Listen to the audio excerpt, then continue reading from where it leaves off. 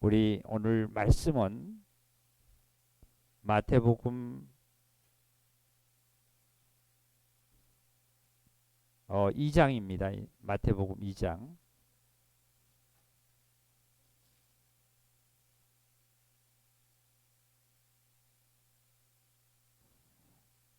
마태복음 2장 13절로 16절까지. 마태복음 2장 13절부터 16절까지 우리 함께 읽겠습니다.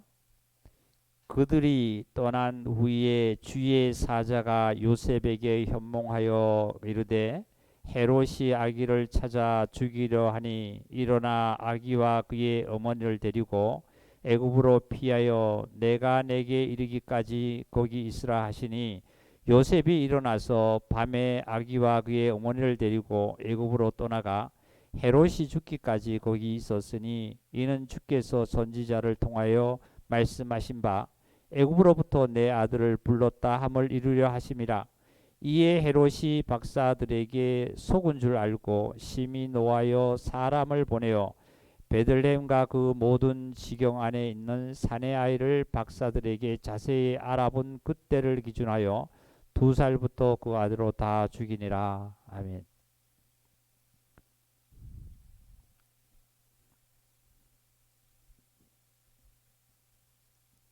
2021년 올해 또 이제 오늘 마지막 주일입니다. 어, 올해 나의 그 삶을 신앙을 한번 점검하시고 내년에는 더욱더 우리가 진리 안에서 하나님 온전한 뜻에 이루어갈 수 있도록 더욱 신앙을 가다듬어야 되겠습니다. 어, 신앙은 무엇보다도 가장 중요한 거예요. 세상에 우리는 명예라든지 또한 그 재물은 있을 수도 있고 또 없을 수도 있습니다. 그런데 이 재물은 내가 신앙 가운데만 서 있고 살아가면 재물은 하나님께서 주십니다. 그 우리 저기 교제 가운데도 그런 말씀을 우리가 많이 교제를 하잖아요. 내 영혼만 건강하고 육체만 건강하고 신앙 안에서 있으면은 재물은 하나님께서 주신다는 그 사실을 우리는 잊지 말아야만 합니다. 그래서 내년에는 우리 온 교회 형제 자매님들이 한 번도 빠짐없이 대면 예배에 나올 수 있도록 그렇게 기도하셔야만 되고요. 언제까지 대면 예배를 우리가 드리지 못하고 항상 이렇게 코로나라는 아니면 자기 자아 속에 아니면 세상에 어떤 것이 있어서 거기에 휘말려 있지 마시기를 우리 형제자매들이 바랍니다. 그래서 예배는 저와 여러분들의 예배는 우리 교회가 특별히 우리 형제자매들 그 멍에를 많이 씌우지는 않습니다. 뭐 새벽 기도를 해라, 뭐 제단을 쌓아라, 그리고 또 뭐 작정 기도를 해라, 금식을 해라, 아니면 전도를 해라, 뭐 헌금을 해라, 봉사를 해라. 조직적으로 짜서 이렇게 우리 교회는 이렇게 하지는 않습니다. 그러니까 신앙은 진리가 너에게 자유케 한다고 자유함이 신앙이 그러한 곳에서 나태해지는 자유가 아니지요. 자유라는 것은 하나님의 그리스도 안에서 누려야 되는 우리 신앙입니다. 그래서 지금은 코로나라든지 여러 가지의 우리 상황을 봐서 주일 예배하고 수요 예배를 우리가 공식적으로 드립니다. 이 일주일이 지나는 이 2시간 정도도 하나님 앞에 내가 예배 드릴 수 있고 대면 예배를 드릴 수 없다면 우리는 세상에 뿐만 아니라 하나님의 자체에도 실패하는 겁니다. 내가 먹어도 배부르지 못하고 채워도 내 통장은 채워지지 아니하고 이런 삶을 자세히 우리는 생각을 해본다라면 내가 근본이 어디서부터 잘못됐고 어떻게 살아야 되는지를 우리는 깨달아야 되는데 사람은 죽을 때까지도 못 깨닫는다고 세상은 하지요. 그래서 그리스도인들은 이미 믿음으로 들어가면 깨달아지는 삶이고 그것을 돌이켜야 되는 삶입니다. 내가 현실이 이런 삶이 왜 이루어졌는가를 원인을 분석해서 하나님과의 회복하는 것이 최고의 우리는 행복입니다. 어제 저는 그 TV에서 쉽게 영화를 하는 거를 마지막까지는 보지를 못했습니다. 너무 늦게까지 해서 또 봤습니다. 매년마다 그걸 이제 쉽게 영화를 해주는 건데요. 거기 모세를 보면 모세가 그 바로궁에서 정말 자라서 그 모든 것을 놓고 민족과 같은 유대 민족과 히브리 민족과 고난을 받기를 원해서 같이 그 진흙으로 벽돌을 그 만드는 그런 가정이라든지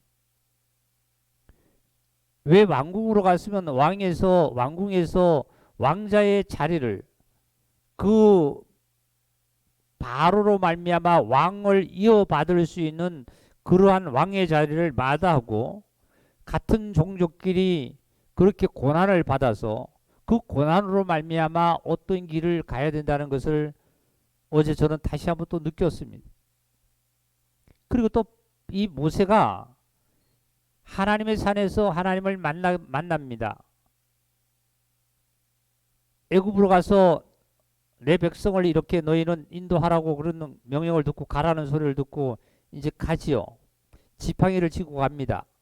그 지팡이를 지고 가서 바로 앞에 아론과 함께 서서 아론이 말을 하고 지팡이를 이제 바로에게 내려놓습니다. 뱀이 됐잖아요. 성경에 있는 말씀대로. 그러니까 바로가 또 자기의 백성들을 술사를 데려다가 지팡이 둘을 놓고 뱀을 또 만들었습니다. 근데 모세가 만든 그 뱀이 바로가 만든 뱀을 삼켰습니다. 잡아먹었습니다. 그런데 결코 바로는 하나님의 백성을 놓아주려 하지 않습니다. 더 고통을 주고 더 아주 심한 여성의 노동까지도 아주 고통을 줍니다. 모세가 그러한 이적을 베푸는 순간에 모세는 인간적으로 생각하면 얼마나 허망했겠습니까? 하나님을 만나서 하나님은 신으로 전능하신 신으로서의 하나님을 만나게 되면 세상의 모든 것을 승리하고 이기고 세상을 모든 것을 징벌할 수 있는 능력이 모세에게 다 나와서 바로가 어떻게 해요? 굴복을 할 줄 알았지만 더욱더 바로는 더 악해져서 더 심하게 노동을 시키기 시작합니다. 몇 가지 재앙까지요? 10가지 재앙까지도 바로는 놓아주지 않습니다. 결국은 그 바로의 장자를 죽이는 하나님의 그 역사가 있는 이후에 이제 바로가 놓아준 것이 아니라 이스라엘 백성은 하나님에 의해서 이끌어 나온 겁니다. 애굽에서 출애굽한 거예요. 저는 다시 한번 그 영화를 보면서 나라는 자아라는 것은 나라는 옛사람은 10가지 재앙이 아니라 1000가지 만가지 재앙이 나에게 닥친다 할지라도 나는 결코 하나님에게 선에게 굴복하는 자가 아니겠구나. 결국은 나라는 자아가 옛사람이 죽지 않으면 나는 애굽이라는 곳에서 세상이라는 곳에서 육신이라는 곳에서 내 생각 속에서 나라는 어떤 감정 속에서 나라는 사상 속에서 벗어날 길이 없다는 사실을 어제 저는 다시 한번 발견하게 됐습니다. 모세가 이적이 뱀만 만들었습니까?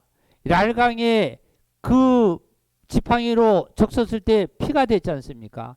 파리떼가 있었지 않습니까? 메뚜기 떼가 있었죠. 엄청난 재앙과 엄청난 이적을 많이 보였습니다. 그때마다 바로는 놓아줄 거 같았지만 결국은 바로는 항복을 하지 않습니다. 그래서 사도 바울도 로마서 8장에 보면 육의 생각은 사망이요 영의 생각은 생명과 평안이라. 육의 생각은 하나님과 원수가 되나니 하나님의 법에, 영의 생각에 굴복지 아니할 뿐만 아니라 굴복할 수도 없대요. 하지 않는답니다. 이스라엘 백성이 애굽에서 출애굽한 것은 바로가 굴복을 해서 바로가 놔줘서 이스라엘 백성들이 애굽에서 출애굽한 거 아니잖아요. 장자를 죽이고 나서 이른 아침에 바로가 모르게 말이죠. 하나님께서 이스라엘 백성들을 애굽에서 빼낸 거예요.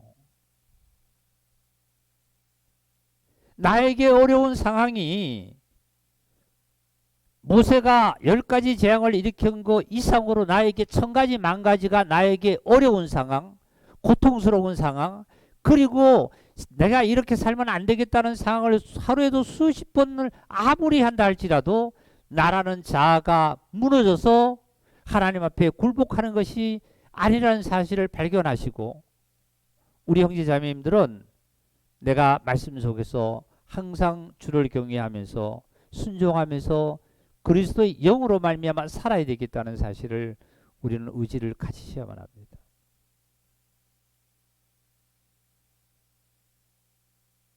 결국은 애굽의 장자가 다 죽었잖아요.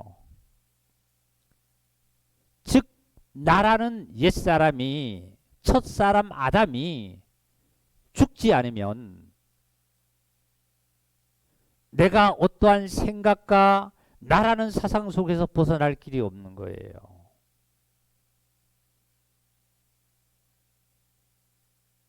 이제 우리 오늘 말씀을 들으시면서도 정말 나라는 것은 어떻게 할 수 없구나.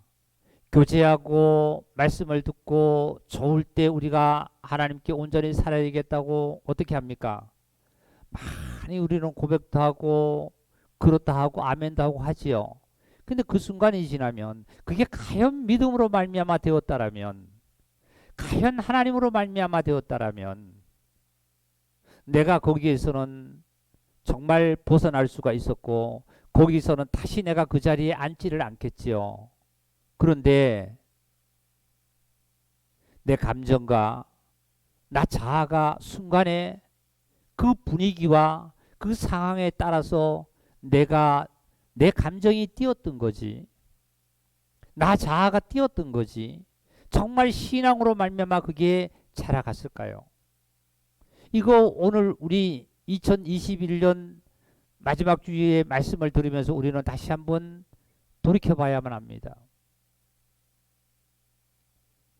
이 1년 동안 살아오면서 우리가 지나오면서 하나님께도 감사도 있었지만 많은 나의 여러 가지의 사건 고통뿐만 아니라 또 즐거움뿐만 아니라 감사뿐만 아니라 힘든뿐만 아니라 많이 지나왔을 거예요. 우리는 내년에 이런 삶보다는 좀 더 하나님께로 더욱 감사하고 내가 이웃과의 더욱더 사랑을 나누고 말이죠. 형제자매들과 더욱 사랑을 나누는 그러한 삶을 우리는 이 시간을 통해서 다짐하시기를 바랍니다. 다음 주에 와서 다짐하면 안 돼요. 다음 주에는 다짐한 사실을 그냥 출애굽하는 거예요. 다음 주에는 이스라엘 백성들이 애굽에서 문설주에 바르고 새벽에 돼서 나팔 소리가 하나님의 음성이 들어 그냥 출발하는 거예요. 탈출하는 거예요. 이제는.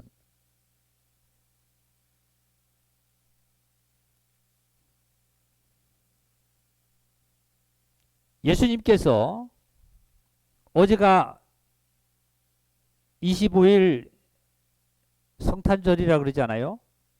그런데 저와 여러분은 그런 그 날짜를 우리는 지키지는 않습니다. 그러나 예수님이 이 땅에 오신 것을 우리는 정말 기뻐하고 찬양하고 경배를 해야 됩니다. 할렐루야. 그러나 그 날짜가 아니라는 사실을 우리는 알아야만 합니다. 그러나 오늘날 성탄절은 믿는 자든지 믿지 않는 자든지 온 세계 사람들이 다른 종교와 타 종교와 달라서 335 모여서 믿지 않는 자는 술잔을 기울이고 그리고 여인끼리는 선물을 주고받고요. 가족끼리도 선물을 주고받고 그것으로 성탄절이라는 것을 갖고 있습니다. 진정한 성탄은 예수 그리스도께서 구세주가 나에게 구세주가 이 땅에 임재하신 구세주가 이 땅에 탄생하신 사실을 기념하기보다는 그러한 것으로 우리는 취해져 있고 오늘날 성탄절이라는 것을 그런 것으로 희석되어 있는 사실을 우리는 눈으로 확실하게 체험을 합니다. 참된 그리스도인이라면 성탄이라는 것은 무한 성탄, 내 심령 속에 구세주가 내 심령 속에 정말 임재하시고 나타나시고 역사하심이 우리는 뭐예요? 메리 크리스마스 아닙니까? 즐거운 성탄 아니에요? 크리스마스가 그리스도라는 말에서 유래된 거 아닙니까?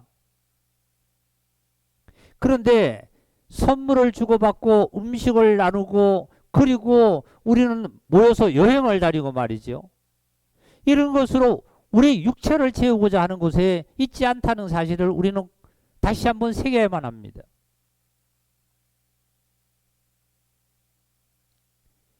예수님께서 마태복음 1장을 좀 보시겠습니다. 마태복음 1장.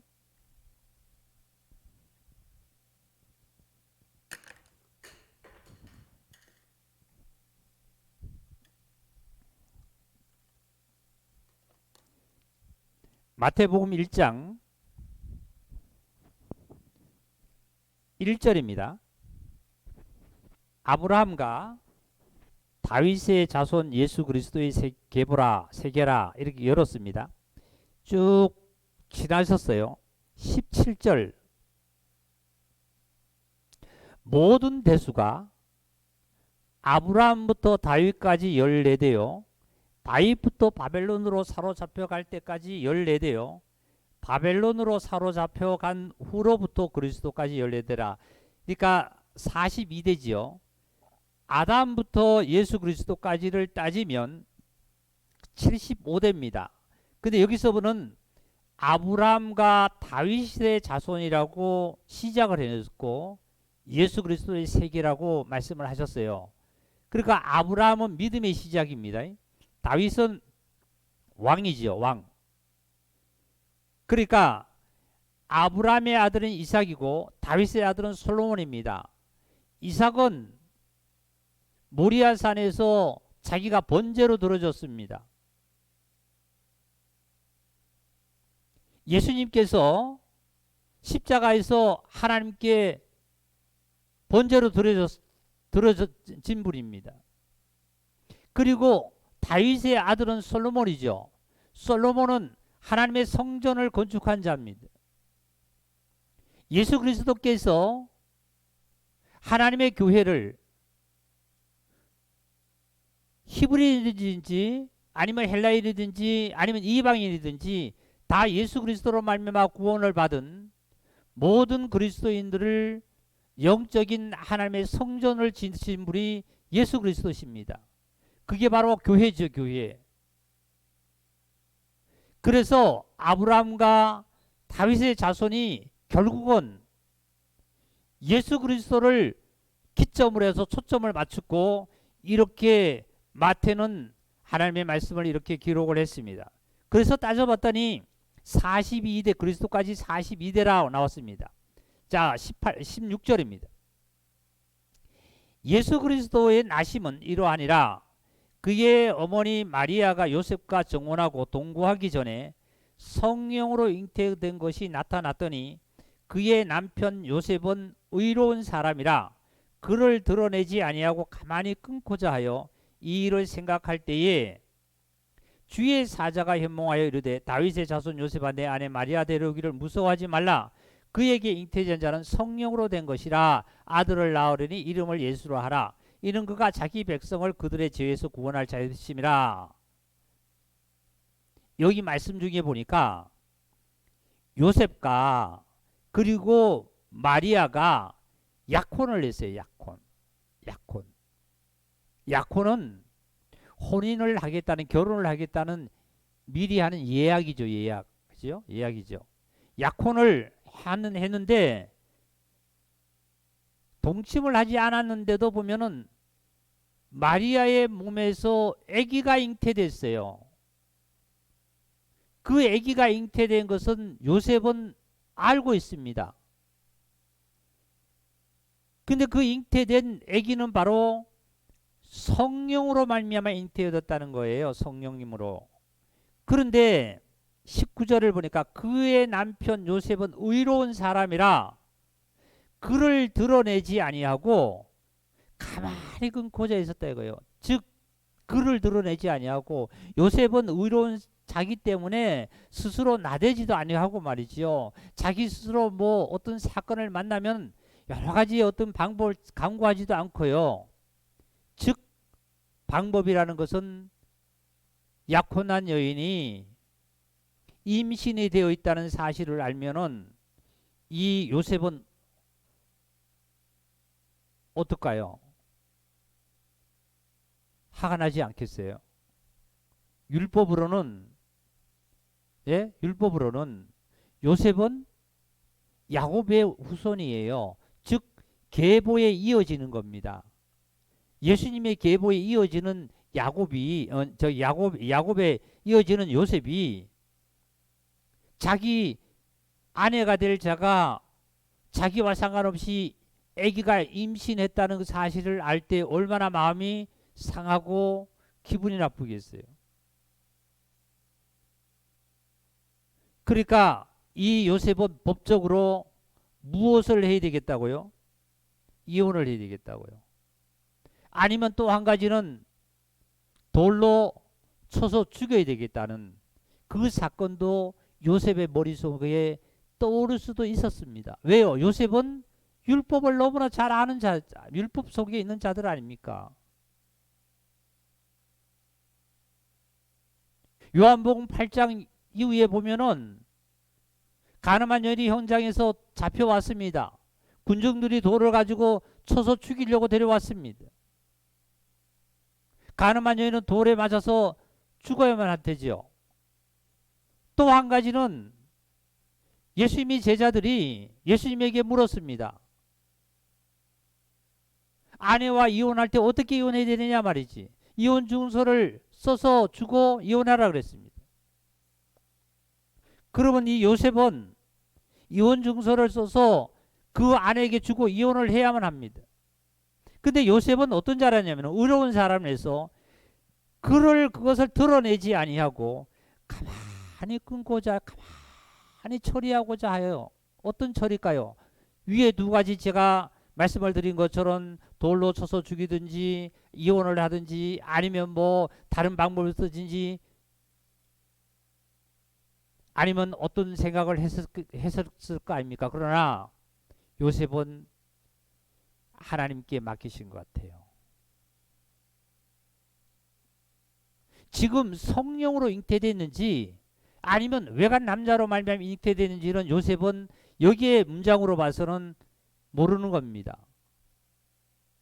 그런데 가만히 끄고자 하여, 자 20절입니다. 이 일을 생각할 때에 어떤 일을요? 지금 말씀을 드린 18절 19절에 이 일을 생각할 때에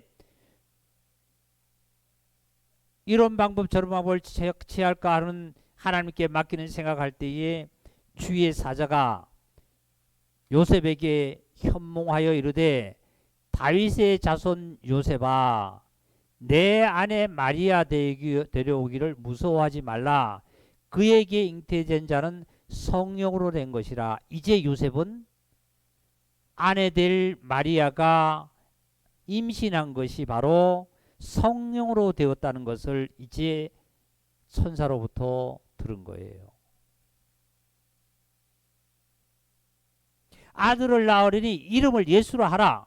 이는 그가 자기 백성을 그들의 죄에서 구원할 자이심이라 하니라. 만약에 요셉이 율법대로 처리를 했다라면, 아니면 율법을 떠나서 자기의 유대의 전통대로 처리를 했다라면, 아니면 다른 방법으로 어떠한 처리를 했다라면, 요셉의 가문에서 메시아가 탄생했겠습니까? 하지 않았어요.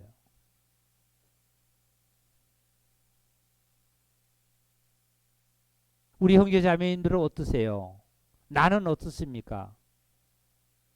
내가 어떠한 사건을 본다든지, 어떠한 일이 있다든지, 교회에 형제 자매들의 어떠한 일이 있다든지, 아니면 가정에 어떠한 일이든 어떤 일이 있을 때 나는 참으로 요셉처럼 의로운 자리에서 모든 것을, 이 방법도 있고 이 방법도 있고 여러 가지 방법이 있지만 방법 쓰지 않고 가만히 정말 끊고자 하여 이 일을 생각하고 주님 앞에 맡기는 삶을 산다라면, 여러분의 입술과 생각과 행동은 그리스도의 향기가 나타날 줄 믿습니다. 그렇지 않고, 내가 목사님을 보니까 이런 분은 괜찮은 것 같은데 저런 부분은 참 나는 내 기분에 안 맞아. 나 형제를 보니까 저런 거는 참 안 맞아. 자매를 보니까 참 저런 거는 안 맞아. 내 방법대로 했을 때 과연 나의 입술과 나의 행동으로는 메시아가 나타날 수 있을까요? 내 가문에 메시아가 나타나지는 않았겠죠. 요셉은 자기의 방법대로 판단과 처리를 하지 아니하셨습니다.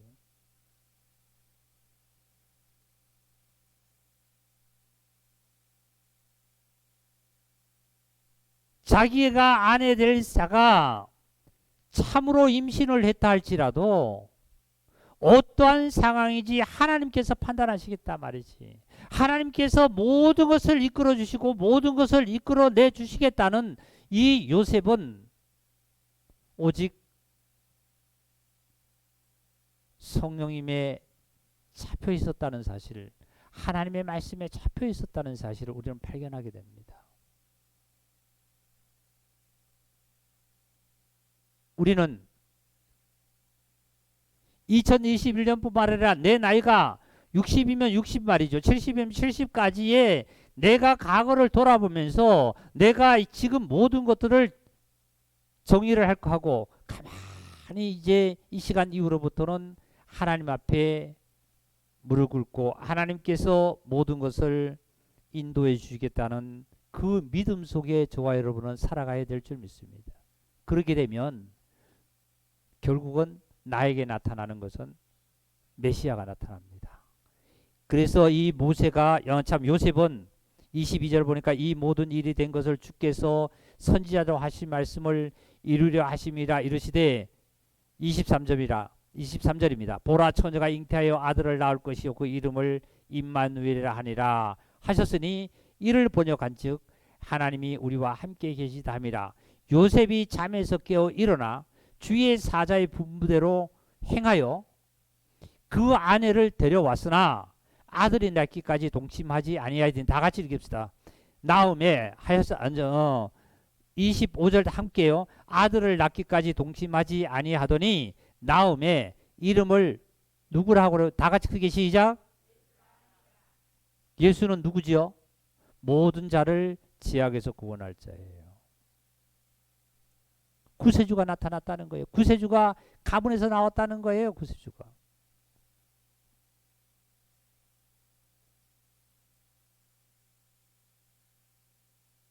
내 자아로 판단하고 내 자아로 모든 것을 처리했다라면 과연 구세주가 이 요셉에게 가문에서 나왔겠습니까?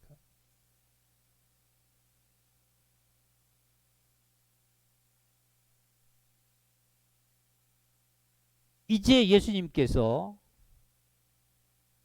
유대 베들레헴에서 이제 탄생하셨습니다. 탄생하셨는데 이제 어디로 가면 13절입니다. 13절. 2장 13절입니다.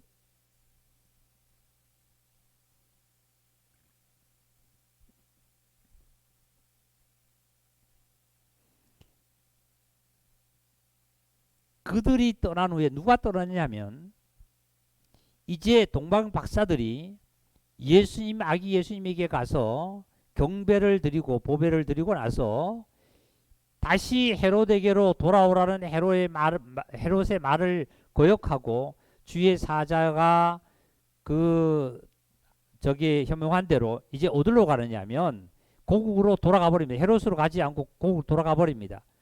그들이 떠난 후에 즉 동방박사들이 이제 떠난 후에 주의 사자가 다시 요셉에게 현몽하여 이르되 헤롯이 아기를 찾아 죽이려 하니 일어나 아기와 그의 어머니를 데리고 애굽으로 피하여 내가 너희에게 이르기까지 거기 있으라 하시니 요셉이 일어나서 밤에 아기와 그의 어머니를 데리고 애굽으로 떠나가 헤롯이 죽기까지 거기 있었으니 이는 주께서 선지자를 통하여 말씀하신 바 애굽으로부터 내 아들을 불렀다 함을 이루려 하심이라.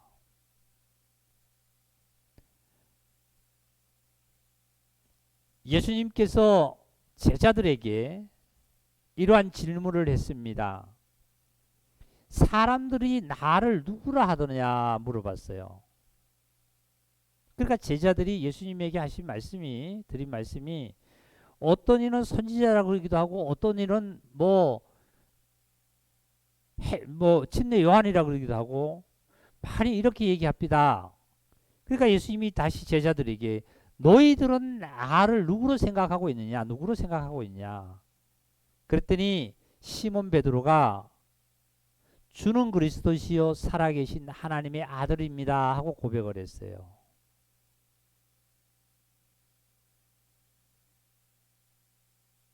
저는 아침에 새벽에 기도 나올 때마다 이 구절을 이 말씀을 굉장히 여러 번 나도 모르게 입에서 나올 때가 참 많아요. 주는 그리스도십니다. 살아계신 하나님이십니다. 내가 믿습니다 하고 고백할 때가 참 많습니다. 그런데요, 어저께 주는 그리스도십니다. 그리스도시요 살아계신 하나님의 아들입니다 하고 고백을 하는데 거기에 내 안에서 성령님은 뭐라고 말씀하시냐 하면은 너 항상 그 객관적으로 입에 그게 항상 너희 입에 있는 거 아니냐. 예수님께서 제자들과의 질문하고 답하는 과정에서 베드로가 그런 고백을 대답을 했단 말이죠. 그 대답을 하니까 예수님은 다시 말씀하시기를 너가 그렇게 대답을 한 것은 너라는 자아와 너희의 어떤 학문과 너희의 어떤 것으로 된 것이 아니라 하늘에 계신 하나님께서 천부께서 너를 알려주셨다 이런 말씀하셨어요.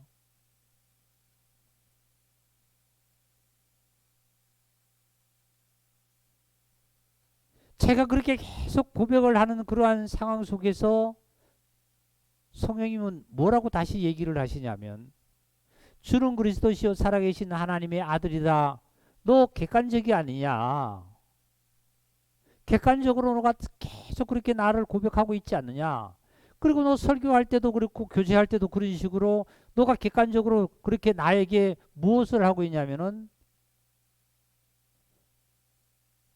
직장에서 업무를 한 것을 오늘 업무를 한 것을 그 사장님에게 보고하듯이 그렇게 나에게 보고하듯이 항상 그렇게 보고하고 있지 않느냐. 나 그거 싫다는 거예요. 하나님은. 너 기도할 때도 그렇게 기도하는 거 나 싫다는 거예요.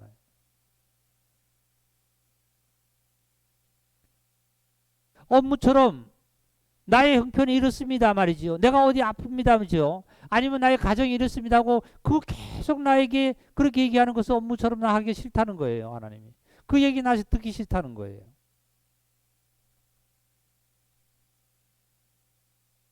여기 접으시고 마태복음 6장을 보시겠습니다.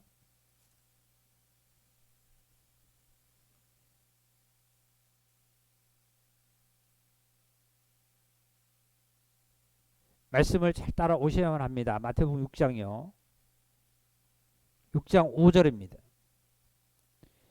또 너희는 기도할 때에 외식하는 자와 같이 되지 말라. 그들은 사람에게 보이려고 회당과 큰 거리 어귀에 서서 기도하기를 좋아하느니라. 이 외식은 어디서 어원이 유래된 거냐 하면요.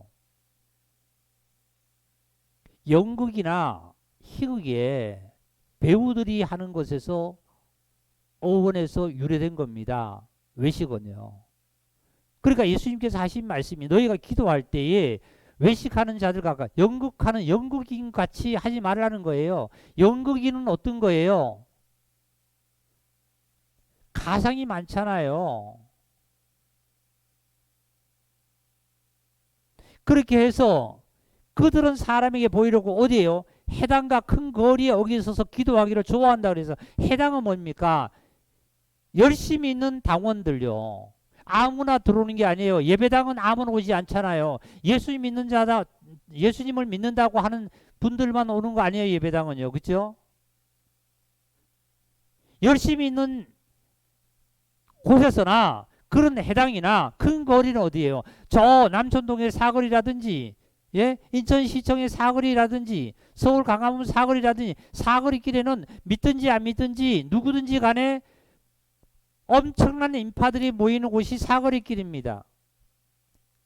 그럼 공연장이 어디예요? 예수님께서 하신 말씀이 외식하는 자들의 연극인이 외식하는 연극인들이 공연장이 어디냐면 특별히 아트홀이 아니고 말이죠. 인천의 문화홀이 아니라 어디예요? 공연장과 여기 그랬잖아요.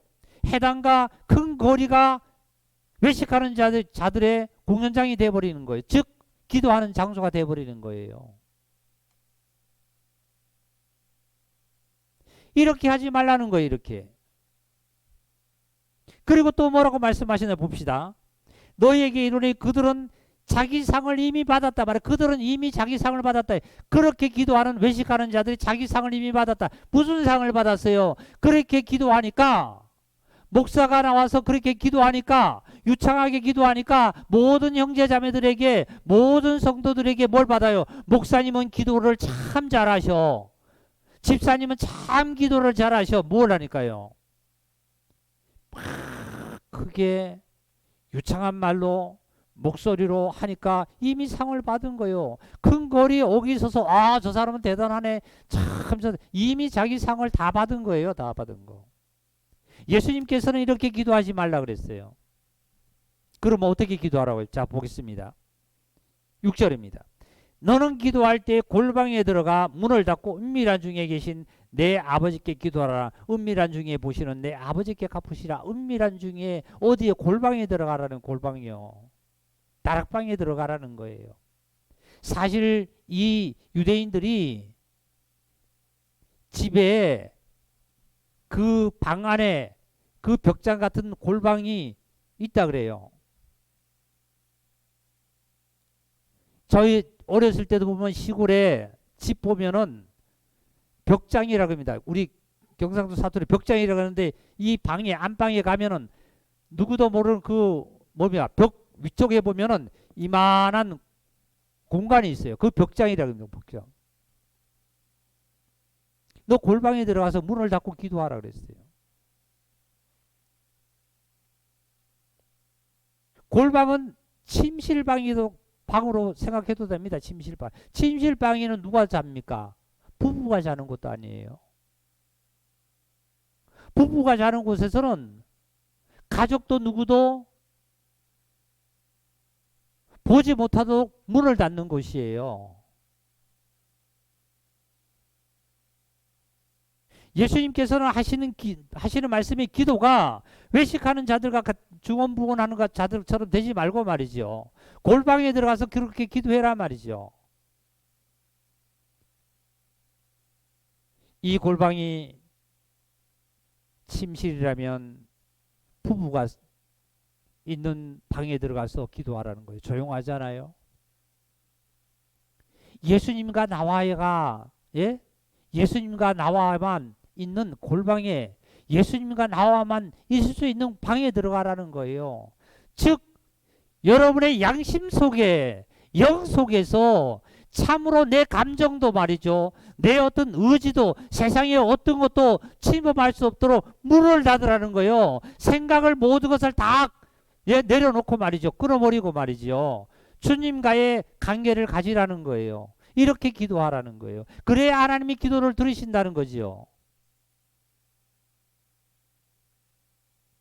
우리는 기도를 시작하게 되면 어떻게 기도를 하느냐 하면 내 생각의 감정으로 말미암아 내 어떤 세상의 여러 가지 것을 다 문을 열어놓고 들어오도록 그걸 가지고 짬뽕해서 우리는 기도를 하다 보면은 자칫하다 보면 외식하는 자들처럼 해당과 큰 거리에 있어서 기도하는 것처럼 하게 된다는 거죠.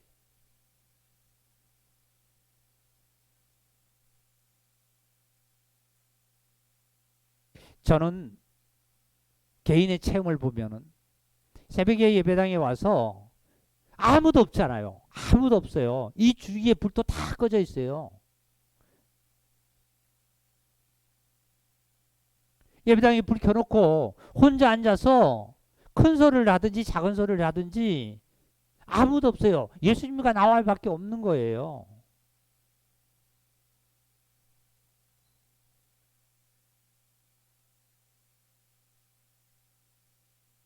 이렇게 기도하게 되면은 은밀한 중에 보시는 내 아버지께서 갚아주리라, 응답해주리라 이 말씀이에요. 반대로 외식하는 자들이처럼 하면은 세상에서는 이미 상을 받고 인정을 받지만 하나님께서는 내려주시는 갚아주는 것은 없다 이 말씀이겠죠. 7절입니다. 또 기도할 때 이방인과 같이 중언부언하지 말라. 그들은 말을 많이 하여 들으신 줄을 생각하느니라. 8절입니다. 그러므로 그들을 본받지 말라. 자, 그 다음에 다 같이 읽겠습니다. 8절입니다. 시작. 구하기 전에 너희에게 있어야 할 것을 하나님 너희 아버지께 아시느니라. 자, 이런 말씀도 우리 형제자매님들이 같이 읽겠습니다 하면은 읽으셔야만 합니다. 하나님의 말씀에 순종해야만 합니다. 내가 왜 삶 속에서 내가 어떤 삶을 왜 이렇게 살아가는지를 우리는 깨달았다는 것을 오늘 말씀을 많이 들었습니다. 다시 한번 같이 읽겠습니다. 8절 다 같이 읽겠습니다. 그러므로 그들을 본받지 말라. 구하기 전에 너희에게 있어야 할 것을 하나님이 너희 아버지께서 하시느니라. 하나님은 아신대요. 내가 무엇이 있어야 되는지, 내가 무엇이 어려운 상황에 있는지, 아니면 내가 무엇이 필요한지를 하나님은 아신다는 거예요. 그러면 예수님께서 지금 제자들에게, 나에게, 우리들에게 알려주시는 것은, 그러면 우리가 하나님이 다 아시니까 내가 기도 안 해도 하나님은 아시는 거 주신다니까 주시겠지, 이루어 주시겠지, 기도를 하지 말라고 가르치시는 말씀이 아닙니다. 즉 어떻게 해요? 이 말씀은 직장인이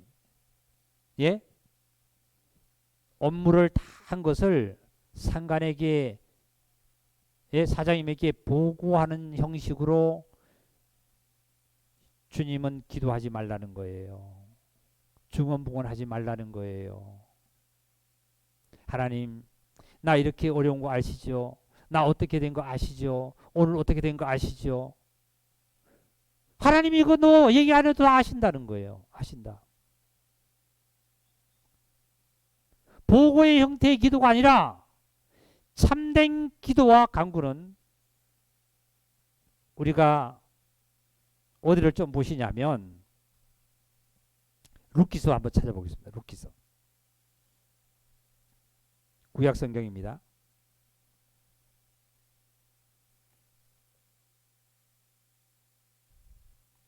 룻기서 1장입니다. 1장 15절.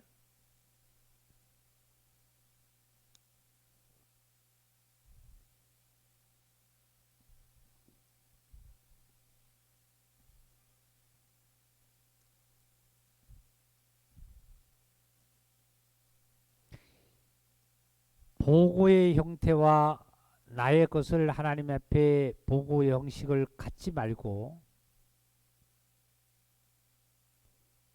정말 나의 생명과 나의 모든 것의 전부라는 사실을 고백하며 하나님이 아니면 안 된다는 사실을 강구하라는 거지요. 즉 룻기서 1장 15절 읽겠습니다. 나오미가 또 이르되 보라 내 동서는 그의 백성과 그의 신들에게 돌아가니 너도 너희의 동서를 따라 돌아가라 하니 즉 나오미는 예루살렘에 살다가 흉년이 이제 있어가지고 남편하고 두 아들 말론과 기론을 데리고 모압 땅으로 내려갔습니다. 내려가서 남편도 죽고 그리고 두 아들이 장가를 들었는데 이제 오르바와 그가 룻을 두 며느리를 얻었습니다. 그러니까 이 며느리하고 나오미하고 이제 룻하고 오르바 셋 여인들만 셋 살았어요. 그리고 남자들은 다 죽었습니다. 그러니까 이 나오미가 이 오르바와 룻에게 하는 말이 내가 이제 다시 내 백성이 있는 곳에서 모압을 땅을 떠나서 내 백성이 있는 곳으로 베들레헴으로 가야 되겠다. 그러니까 이 두 여인이 따라간다 그랬어요.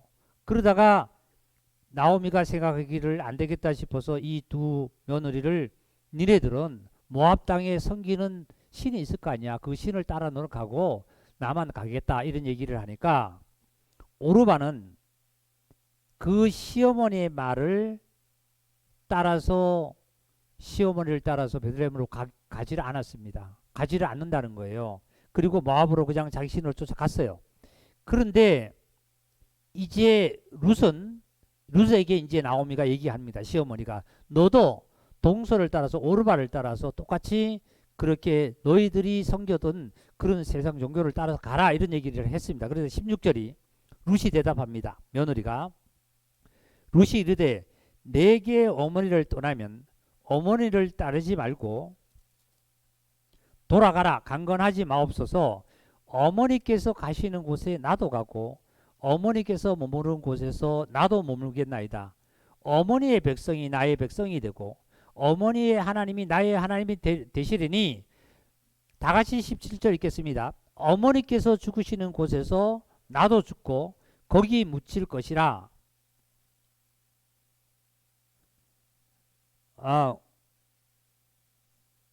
묻힐 것이라. 다 같이요. 만일 내가 죽는 일 외에 어머니를 떠나면 여호와께서 내게 벌을 내리시고 더 내리시기를 원하나이다 하는지라. 나오미가 룻이 자기와 함께 가기로 굳게 결심함을 보고 그에게 말하기를 그치니라. 이게 기도예요. 기도. 이런 기도를 하셔야 돼요. 이 기도가 어떤 기도예요? 이 룻은 오직 시어머니 나오미가 전부라는 거예요. 내가 있어야 될 것을 구구이 내가 모든 것을 한 것을 구구이 하나님 앞에 어떻게 해요? 보고를 안 해도 보고의 형식을 취하지 않아도 하나님은 아신다는 거예요. 그러면 나는 어떻게 해야 될까요? 하나님이 아니라는 것이라면은 하나님의 뜻이 아니라면 나는 안 가겠습니다. 안 하겠습니다. 나는 이 순간 하나님의 뜻이 아니라면 나는 십자가를 져도 말이지요. 내가 직장에서 어떤 일이 당해도 말이지요. 아니면 내 어떤 건강이 어떤 일이 있어도 하나님의 뜻이라면 나는 그것으로 감사하겠습니다. 나는 나의 삶 전부가 하나님 앞에 고백되는 것이 바로 기도라는 거예요.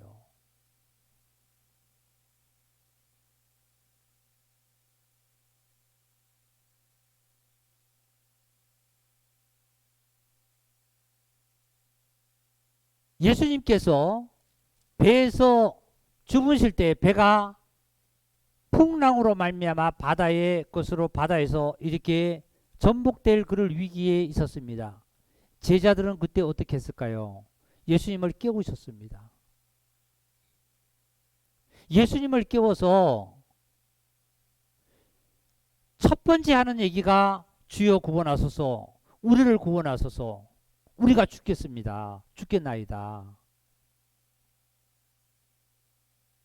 구구절절히 베드로와 요한과 모든 제자들이 구구절절히 나의 형편은 이렇습니다. 나의 부인도 있고 나의 자녀도 있고 나의 부모도 있고 뭐도 있고 뭐도 있고 이렇게 살아야 되겠습니다. 출세해야 되겠습니다. 이거 하지 않았어요. 그 즉시 간구한 거예요. 간청하게 구한 거예요. 뭐예요? 오직 그리스도가 아니면 안 된다는 거잖아요. 제가 그런 고백을 했잖아요. 주는 그리스도시요 살아계신 하나님의 아들입니다 하고 고백을 했는데 객관적이더라. 그 주님은 싫어하시다, 하나님이 싫어하시더라. 근데 그러면 하나님의 뜻은 원하는 게 뭡니까? 그랬더니 이제는 그 고백을 넘어설 수 있지 않느냐. 그럼 베드로보다도 너희가 믿음이 좋다는 얘기가 아니라 성령님이 너희 안에 임재했다라면 이제는 주는 그리스도시요 살아계신 하나님의 아들입니다 하고 객관적이 아니라 그 하나님의 아들이신 그리스도가 나의 삶, 전부의 삶, 생명의 삶, 모든 것의 전체의 삶이 그리스도의 삶이 되었지 않느냐고 하나님께서 지적을 나에게 해주시는 사실을 저는 그 음성을 들었어요. 우리는 객관적으로 주님을 고백을 많이 합니다. 주는 그리스도시요 살아계신 하나님이라고 고백을 합니다. 하나님을 내가 찬양합니다. 고백을 합니다. 그런데 이제는 성령이 나에게 임재하셨다라면 베드로에게 성령이 임재하신 이후에는 어떻습니까? 베드로는 주는 그리스도십니다. 살아계신 하나님의 아들 고백하지 않고 그 삶 자체로 삶으로 생동으로 말이죠. 예? 실천으로 말미암아 그리스도의 삶을 그냥 나타내신 거예요.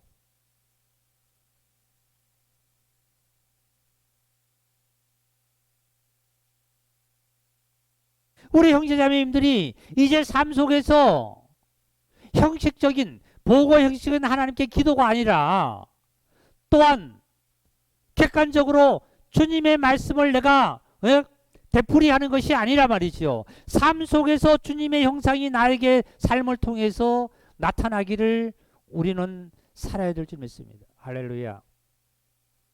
믿음대로 될지어다.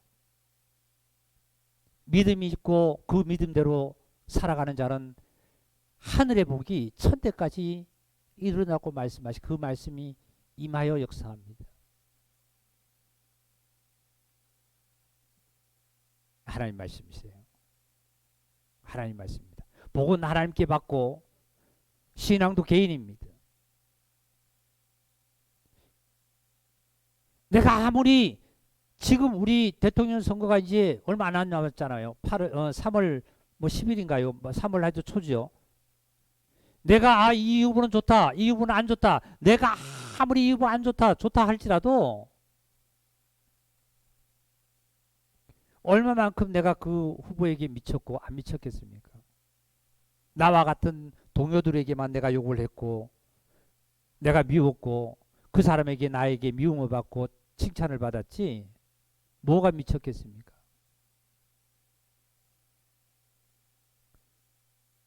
복도 하나님께 개인이 받는 거고 하나님을 경외하고 하나님을 사랑하는 것도 개인이 해야만 합니다.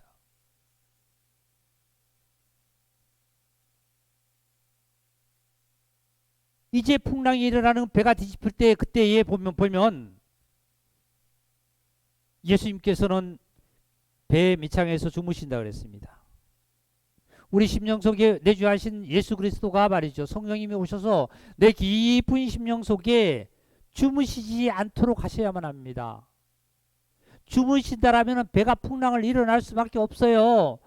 예? 내 가정이 풍랑이 일어날 수밖에 없어요. 코로나가 와서 어떤 것이 나를 엄습하고 말이죠. 재물이 나를 엄습하고 말이지요. 나의 모든 건강과 여러 가지 것이 나를 엄습할 수밖에 없어요. 이때 누구를 깨워야 돼요? 예수님을 깨워야만 합니다. 예수님을 나의 심령 속에 주무시지 않도록 예수님을 깨워서 내가 해야 될 것은 내가 앞으로 이렇게 잘 살겠습니다. 내가 어떻게 자녀를 키우겠습니다. 내가 하는 것이 아니라 그 모든 것은 주님께서 아시니까 내가 해야 될 것은 뭐예요? 주여, 정말 우리를 구원하여 주시옵소서. 나를 구원하여 주시옵소서. 다 같이 나를 구원하여 주시옵소서. 할렐루야. 이게 기도라는 거예요. 기도라는 거예요. 이게 주님이 가르치신 기도예요. 그런데 기독교에 만약에 종교인이라면 주님 가르친 기도를 항상 그걸 암송해야 된다고, 외워야 된다고. 외우면 뭐 합니까? 외우면 예수님께서 이 주님이 가르치신 기도를, 이것이 예수님께서 매번 이걸 암송하라고 가르치신 거 아니에요. 누가복음에 말씀하시기를 뭐라 그러시냐면, 침례 요한의 제자들이 또 침례 요한한테 기도하는 방법을 알려달라고 그랬더니 침례 요한이 기도하는 방법을 알려줬나 봐요.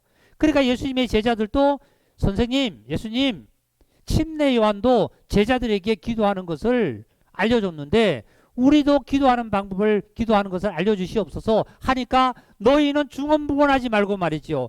외식과 이방인과 같이 하지 말고 말이지요. 어떻게 하라고요? 바로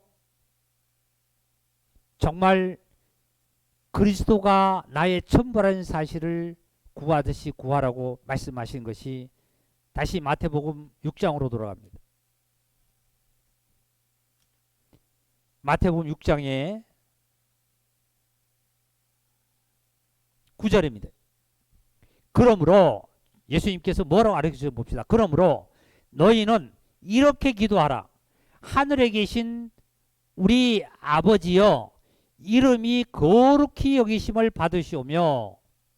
십계명에 다 같이 우리 십계명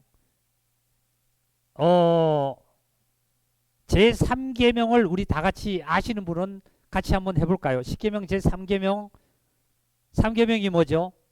너는 너희 하나님 여호와의 이름을 뭐 하지 말라고요? 망령되이 일컫지 말라 그랬죠. 그렇죠? 너는 너 하나님 여호와 하나님의 이름을 망령되이 일컫지 말라 그랬습니다. 그런데 여기서는 뭐냐면 망령되이 일컫지 말라고 법으로 내려진 것이 아니라 그의 이름을 거룩히 여기심을 받으며, 예? 여호와의 이름이 거룩히 찬양을 받기를 원하게 하라는 거예요. 원하게 하라는 거예요.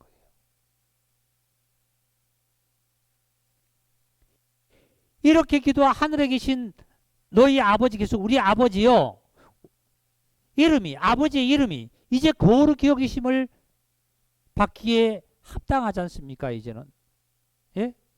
이제는 저와 여러분이 율법에서 벗어난, 율법이 아닌 은혜 속에 하나님을 찬양할 수 있는 위치에 올라와 있지 않아요.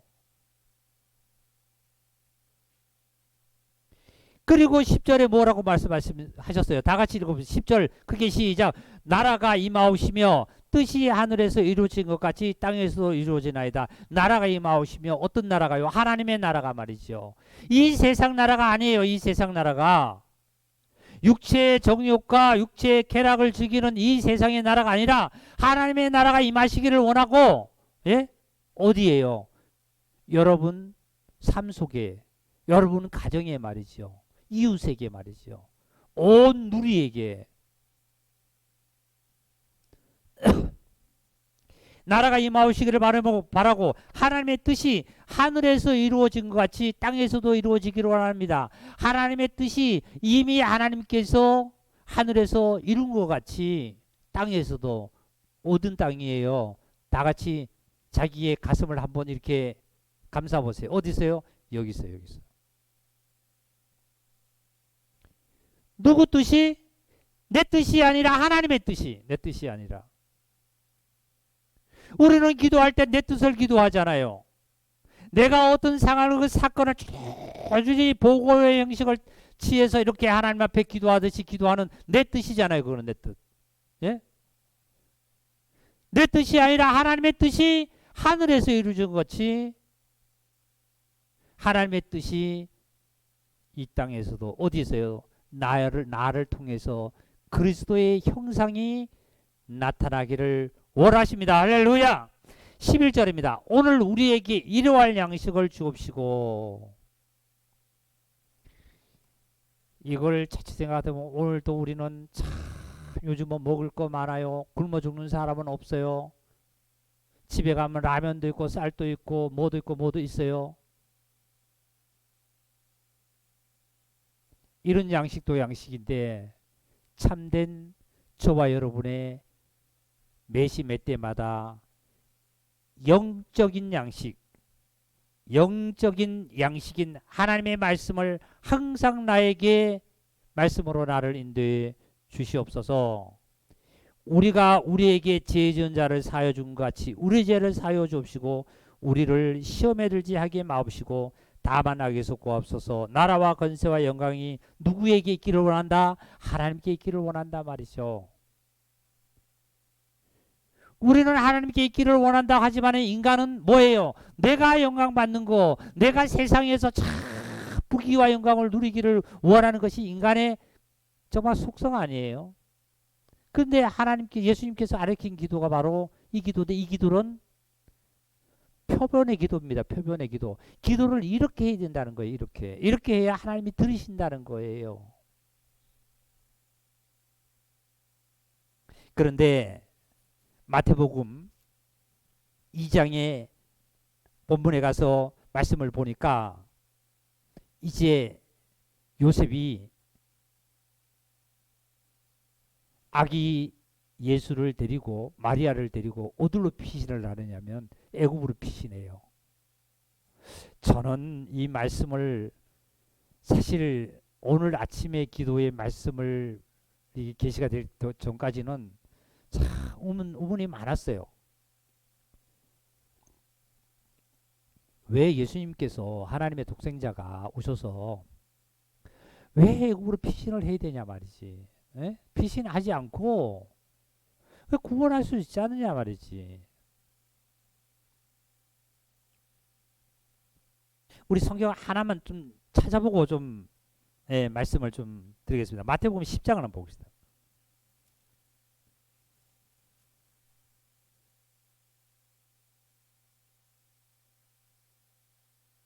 10장에 23절입니다.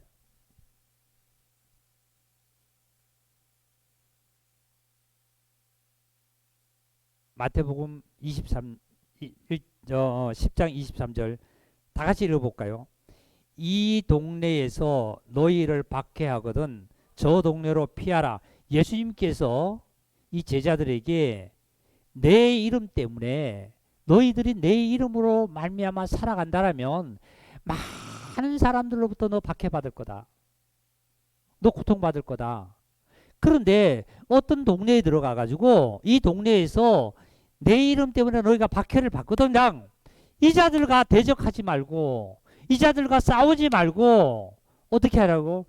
다른 동네로 피해 가란 말이죠. 그 말씀 아니에요? 보세요. 다시 볼게요. 이 동네에서 너희를 박해하거든 저 동네로 피하라. 내가 진실로 너희에게 이르노니 이스라엘의 모든 동네를 다니지 못하여 인자가 오리라. 22절에 또 너희가 내 이름으로 말미암아 모든 사람에게 미움을 받는다 말이죠. 끝까지 견디는 자는 구원을 받는다 그랬잖아요. 얻는다 그랬잖아요.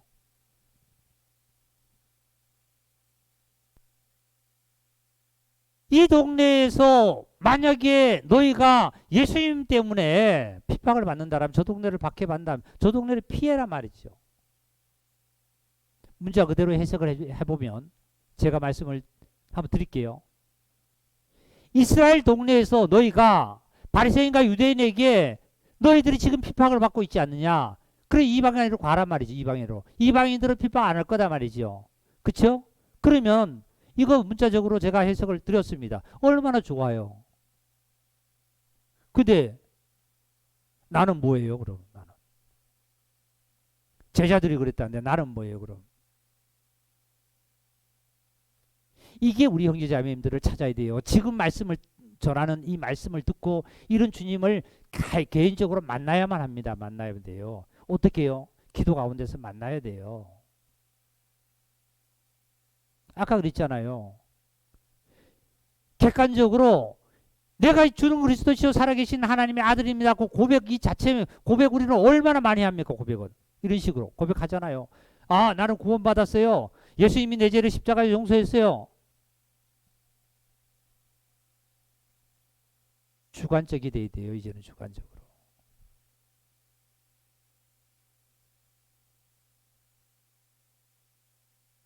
내가 친구를 만났습니다. 얘 친구를 만났어요. 얘 친구를 만나서 얘 친구가 어떻게 세상을 만나서 어떻게 나는 예수 믿는 자다. 나는 그리스도인이다. 나 삶은 옛날에 그 삶이 됐지만 지금은 너와 같은 삶이 아니다. 예수님을 시인하면서 그리스도인을 시인하면서 그 자리를 나올 때 그 자가 나를 박해할 수도 있겠지요. 예? 자기와의 관계가 안 되면은 나를 어떻게 해요? 쫓아낼 수도 있겠죠. 그럴 때 어디로 피해야 돼요? 나는 그 동네에 있지 말고 생활 가운데서 다른 동네를 피해와야 돼요. 이게 우리 삶이에요. 삶. 이런 삶을 살지 않으면 안 된다는 거예요. 이런 삶을 살지 아니하고 이 말씀을 읽고 설교를 들었다는 것은 풀이를 들으면 뭐합니까? 그리스도인이요. 그리스도인이. 종교인이라면은 천국 가게 해주세요 하고 두 손 얹고 빌겠지요. 천국이 어디 있습니까? 여기 있다가 저기 있다가 아니라 너희 안에 있다 그랬잖아요. 너희 안에서 천국이 이루어져야 되잖아요. 이 동네에서 피하면 저 동네를 대적하지 말라는 거예요. 대적하지 말아라. 예수님께서 마지막에 이제 잡히실 때에 예? 군사들이 칼을 가지고 예? 창을 가지고 왔습니다. 예수님 잡으러. 베드로가 칼을 빼가지고 귀를 잘랐지요. 예수님께서 뭐라 그래요? 칼을 고두라 말이지요. 예수님은 칼로 대적하지 않았어요. 여기서도 말씀 중에 이 동네에서 너희를 박해하거든 저 동네를 피해라 말이지. 피해라.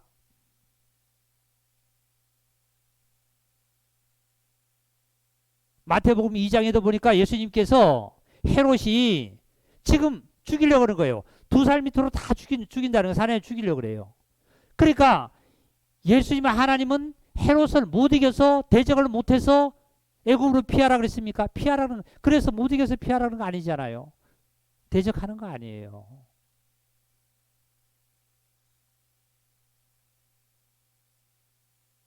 모세를 보겠습니다. 모세를 태어났습니다. 석 달을 숨겼습니다. 어머니가 여백에시 숨겼습니다. 숨겼는데 더 이상 숨길 수가 없어가지고 갈상자를 만들어가지고 날강에 띄웠어요. 모세는 어디로 피해 들어갔습니까? 애굽의 바로의 왕국으로 피해 들어갔습니다. 예수님은 어디 피해 들어갔습니까? 지금 보세요. 마태복음 2장 다시 보겠습니다. 13절 그들이 떠나는 박사가 떠나는 사자가 요셉에게 현명하여 이르되 헤롯이 아기를 찾아 죽이려 하니 아기들을 다 죽이려 하니 예수를 죽이려 하니 아기와 그의 어머니를 데리고 애굽으로 어떻게 피난해라 말이야. 애굽으로 피난해라. 참 하나님의 능력이 계시는 분이 천지 우주 만물을 창조하신 전능하신 신께서 어떻게 피해 다닙니까? 하지만은 힘이 없어 피해 다니는 것이 아니잖아요. 예?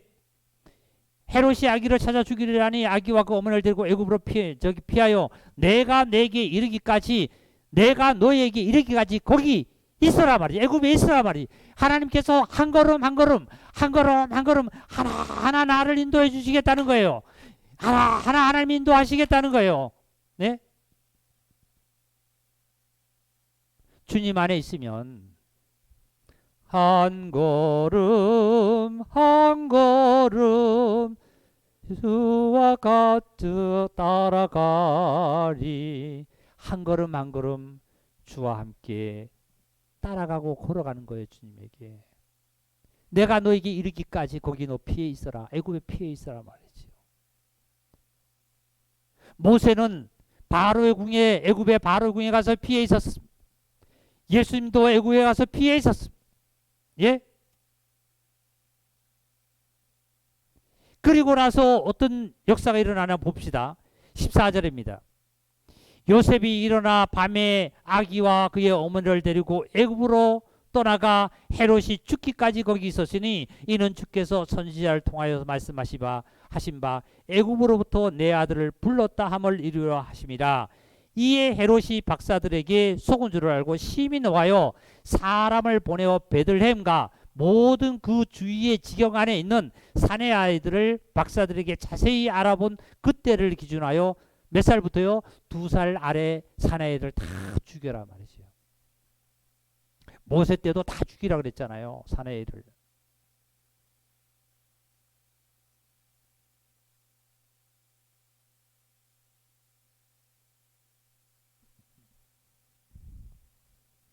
이제 여기까지 또 말씀을 잘 들으셨습니다. 애굽에까지 피한 거. 성경 잘 말씀을 제가 또 풀어드렸어요. 그런데 지금부터 또 우리는 나의 삶 속에서 생활하면 하지 않으면 안 된다는 사실을 또 발견합니다. 갈라디아 찾겠습니다. 갈라디아서 4장입니다.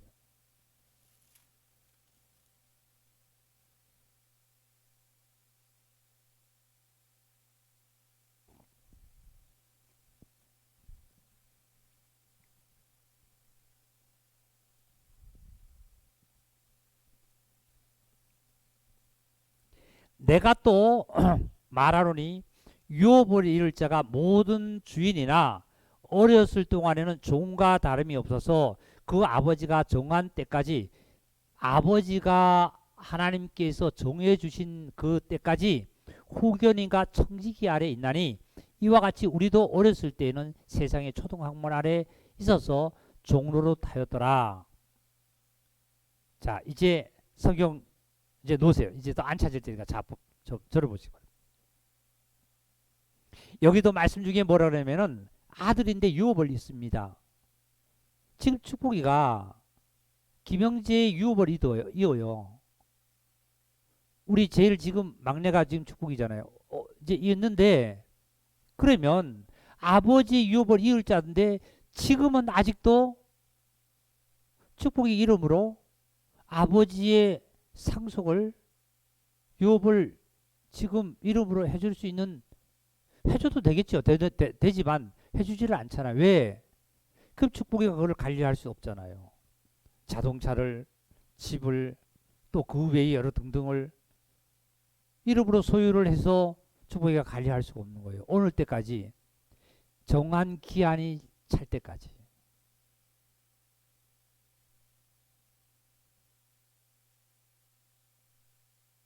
그러면 여기 말씀대로 보겠습니다.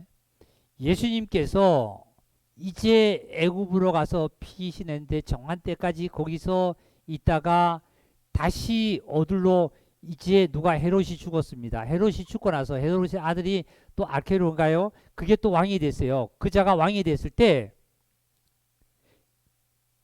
똑같이 그러한 일들을 하기 때문에 어디로요? 갈릴리 나사렛이라는 곳에 가서 예수님은 자랐습니다. 몇 세까지요? 쭉쭉 자라서 성인이 되어서 이제 30세까지 청지기 아래 있었습니다. 누구 얘기예요? 요셉 아래 있었던 거예요. 요셉 아래. 아버지에 따라다니면서 목수도 배우고 목수일도 배우고요. 엄마가 부르면 네 하고 찾아다니고요.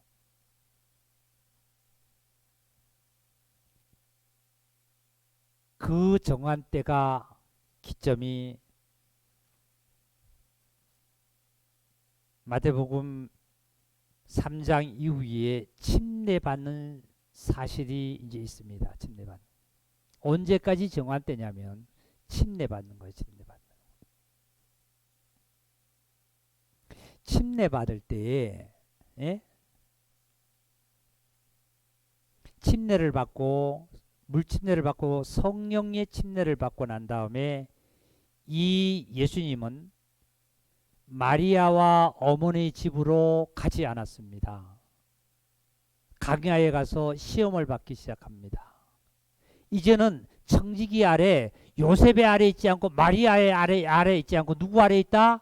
아버지 안에 하나님의 아래 있다는 거예요. 예? 모세는 이제 바로의 궁에서 40년 동안 모든 학술을 다 배우고 나서, 그리고 나서 미디안 땅의 강야에 가서 시포라를 만났습니다. 이도를 만나서 거기에서 이제 시포라와 결혼해서 아기를 낳아서 이제 거기서 이제 삽니다. 그때 누가 찾아옵니까? 여호수아가 또 찾아와서 같이 함께 합니다. 그럴 때 하나님의 신에 서서 하나님 산에서 하나님을 만난 이후로부터는, 예? 이제는 누구의 건속 아래 있냐면 모세는 하나님의 건속 아래 있지. 그때가 찬 거예요. 하나님의 건속 아래 있습니다. 이제는 바로의 건속도 아니고 말이죠. 이드로와 아내의 시푸라의 건속에 있는 것도 아니고 말이죠. 어머니 요베겟의 건세가 있는 것도 아니고 말이죠. 누구의 건속 아래 있냐면 이제는 하나님의 건속 아래 하나님께서 이끌으신 거예요. 이제 가라는 거예요. 그리고 그 하나님을 만나고 난 다음에 내려와서 시포라가 붙들고 묻잖아요. 예? 그리고 여호수아가 붙들고 묻습니다. 세상에 어떠한 것들도 이제는 모세는 구구이 거기에 대해서 대응하지 않고 말을 하지 않습니다. 가자, 즉시 가자. 즉시 애굽의 바로 앞에 가서 하나님의 일을 수행하기 시작합니다. 예수님께서 침례를 받은 이후에 이제 하나님의 건속 아래서 이제는 마귀의 시험을 이기시고 하나님의 유업을 이어가시는 겁니다.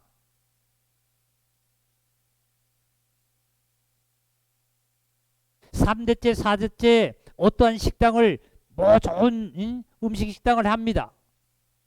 그런데 그 자녀가 어렸을 때는 아직도 값을 안 물려주잖아요. 와서 열심히 배우잖아요. 아버지 밑에 열심히 배워서 그 아들이 이제 어느 정도 이제 나이가 차고 말이죠. 기술이 되면 그때야 가업을 물려줘서 이제는 이 가게가 너 거다 말이죠.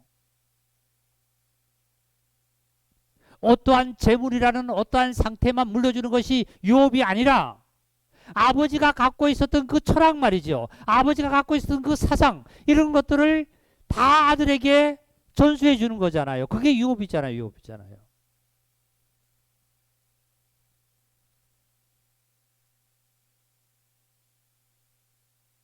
저는 이 말씀이 참 제게 하나님께서 은혜로 나타나신 감사한 것이요.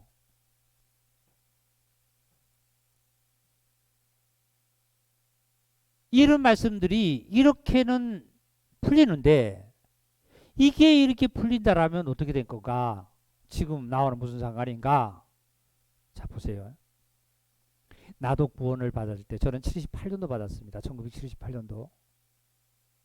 지금 굉장히 오래됐죠. 수십 년이 지났죠. 77년도부터 복음을 들었는데 이 복음을 깨닫지 못했어요. 교회는 다녔어도. 그 78년도에 와서야 나의 모든 죄가 십자가에서 용서되고 부활하신 그리스도가 나를 주관하는 사실을 정확하게 발견하고 속죄함 내 죄가 속했다는 사실을 확실하게 간증을 했었거든요. 근데 얼마나 좋았는지 몰라요. 찬양도 하고 기뻐하고 얼마나 좋았는지 몰라요. 그런데 얼마 지나고 한 달, 두 달 지나고 1년 지나고 2년 지나고 나다 보니까 나의 옛 생각과 옛 사람이 그냥 나옵니다. 친구를 옛날에 만나던 친구도 만나게 되고 옛날에 행동하던 행동을 그냥 해요.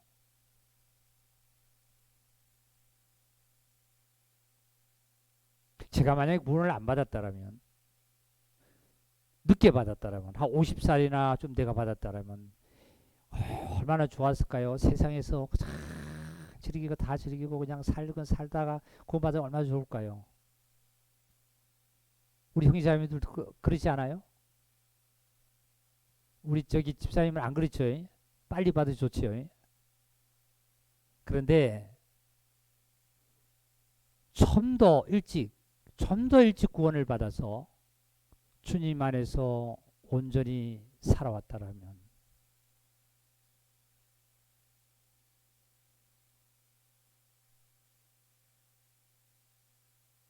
그런데 구원을 받고 1년, 2년 지나다 보면 옛 생각이 있고 또 구원받은 것은 교회에 오면은 형제들 만나 교제하고 감사할 때는 그런데 집으로 돌아가면 똑같아요. 친구를 만나도 똑같아요. 언제까지요? 언제까지? 하나님께서 정한 때까지. 정한 때가 내가 구원받고 10년이 지나야 정한 때가 아니고 5년이 지나야 20년이 지나야 정한 때가 아니라 내가 얼마만큼 잘 먹고 말이죠. 열심히 잠도 잘 자고 열심히 운동도 하고 열심히 살아가는 딸의 건강해서 성장하고 아주 모든 것이 건강하듯이 내가 믿음으로 1년이 되든지 10년이 되든지 믿음 안에서 정확하게 건강하게 자라면 그 정한 때가 1년이 될 수 있고 5년이 될 수 있고 10년이 될 수 있는데 그 정한 때가 되니까 어디요? 애굽에서 이제는 피해 있던 내가 애굽에서 이제 탈출하기 시작하는 거예요. 출애굽하는 거예요.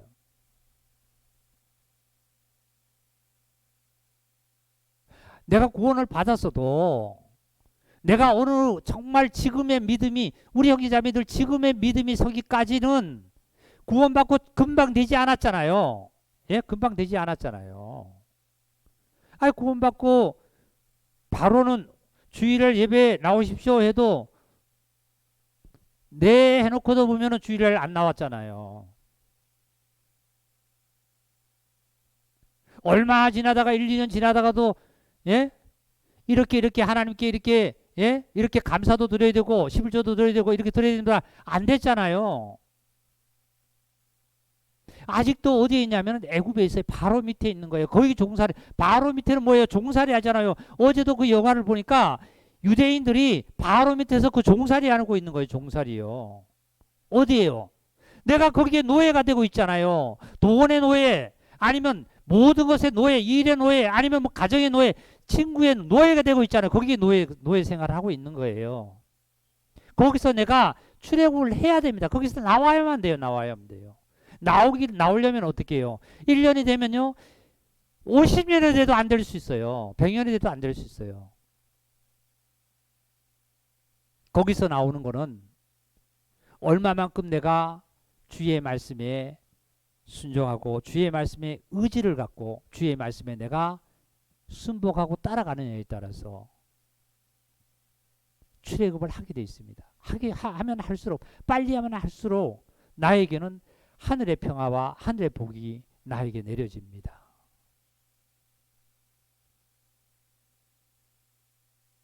오늘 들은 말씀을 다시 한번 우리 형제자매님들 이 카톡에 다 올라갔으니까 시간 될 때 한 번 듣지 두 번 듣지 세 번 듣고 제가 이 언변이 없어가지고 이 말씀 전하다가 저 말씀 전하다가 하셨더라도 우리 형제자매들은 성령이 오셨으니까 이게 한두 번이 아니니까 들으시면 이 말씀이 다 여러분 다 알아들을 수 있고 여러분 안에 성령이 계시기 때문에 다 정말 역사가 할 겁니다.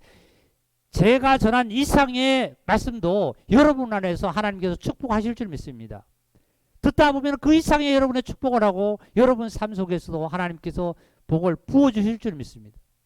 그러니까 꼭 한 번 듣고 두 번 듣고 세 번 듣기를 원합니다.